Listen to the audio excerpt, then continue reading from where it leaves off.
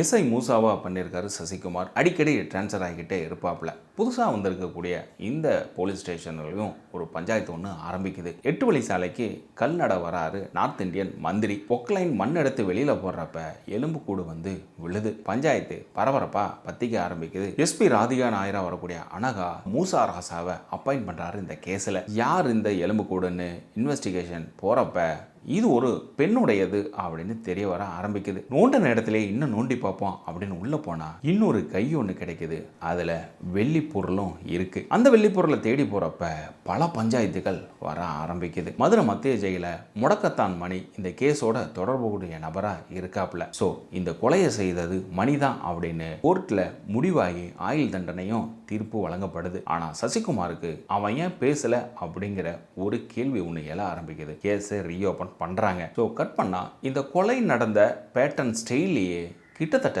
ஒரு 4 கொலைகள் நடந்திருக்கு. அதெல்லாம் யாரு பண்ணா?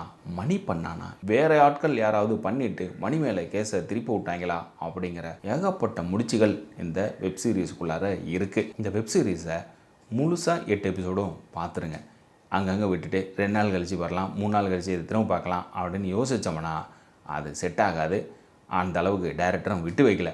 நீ பார்த்தா முழுசாக தான் பார்ப்பேன், சவாலா அப்படிங்கிற மாதிரி இருக்கும். ஏன்னா ட்விஸ்ட்டு கொடுத்துக்கிட்டே இருப்பா. அப்படி இல்லை இவன் தான், இல்லை அவன் தான் அப்படின்னு. காமெடிக்கு விவேக் பிரசன்னா திருநெல்வேலி பாசையில், டாக்டர் தனபாலா வரக்கூடிய சேத்தன் நான் கையை விரிச்சிருவேன் எனக்கு அவ்வளோதான் தெரியும் அப்படிங்கிறதெல்லாம் செம காமெடியாக இருக்கும். ஏன்னா அந்த ட்விஸ்ட்டு வெளியில் வரப்போ ஒவ்வொரு டெஸ்ட்டாக எடுத்து கொடுக்குறப்ப மேஜிக் மிராக்கல் கண்டுபிடிச்சிட்டாரே அப்படிங்கிற மாதிரி நம்ம யோசிப்போம். ஸோ கெஸ்ட் ரோலில் பண்ணியிருக்காரு மிர்ச்சி செந்தில்.